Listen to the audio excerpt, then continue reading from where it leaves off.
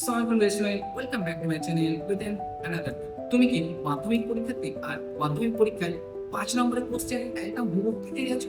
হ্যাঁ, একদম তাহলে সঠিক ভিডিও এসেছে। বিকজ আজকে আমি তোমাদের এমন একটা বিভাগের কথা বলবো যেখান থেকে মাধ্যমিক ২০২৭-এর জন্য ৫ নম্বরের কোশ্চেন একদম আসবে, অর্থাৎ 100% চান্স একটা আসার সম্ভাবনা। তো চলো আজকে তোমাদের এই ভিডিওতে আমি তোমাদের বলবো যে কোন উপপাদ্যটা আমাদের মাধ্যমিক ২৭-এর জন্য আসবে এবং সাথে সাথে বেশ কয়েকটা প্রয়োগ আলোচনা করবো।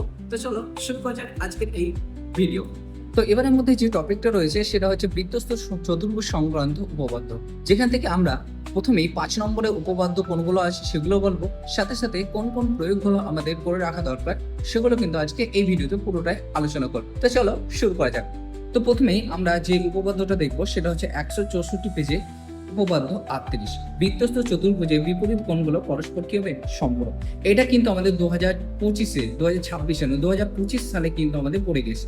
তারপরেও এটা আমাদের মাধ্যমিক ২০২৭-এর জন্য কিন্তু ইম্পর্টেন্ট, অর্থাৎ যে সমস্ত কোশ্চেনগুলো ২০২৫-২৪-এ পড়ে গেছে সেগুলো কিন্তু আমাদের ইম্পর্টেন্ট থাকে ২০২৭-এর জন্য। তো এখান থেকে আমরা এই কোশ্চেনটা কিন্তু ভালো করে দেখবো উপপাদ্য, যেখান থেকে আমরা টোটাল ৫ নম্বর পেয়ে যেতে পারি কমন। তো এরপরে আমরা দেখবো ১৬৬ নম্বর পেজে অনুসিদ্ধান্ত, একটি বৃত্তস্থ চতুর্ভুজে যে কোনো বাহুকে বর্ধিত করলে যে বহিস্থ কোণটি উৎপন্ন হয় তা অন্তস্থ বিপরীত কোণদের সঙ্গে সমান।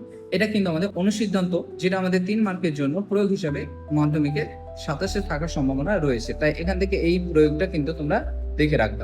এরপরে ১৬৭ নম্বর পেজে প্রয়োগ নম্বর ৫, এটা কিন্তু খুব ইম্পর্টেন্ট একটা কোশ্চেন মাধ্যমিক ২০২৭-এর জন্য। মাধ্যমিক ২০২৬-এ আসার সম্ভাবনা রয়েছিল, যদিও সেটা আমাদের এখান থেকে কোশ্চেন কিছু আসেনি সেরকম প্রয়োগ হিসেবে।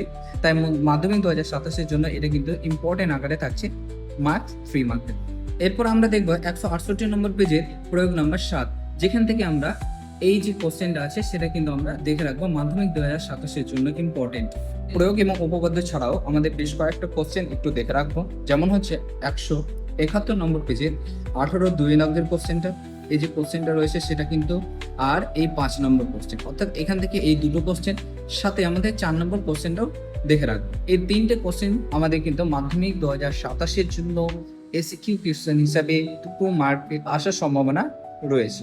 তো আমরা কিন্তু এই সমস্ত অঙ্কগুলো এই চ্যাপ্টার থেকে দেখবো, সাথে সাথে উপপাদ্য যেটা বললাম ওই উপপাদ্য ৩৮ নম্বর কিন্তু আমাদের সম্ভাবনা রয়েছে সব থেকে বেশি এবার।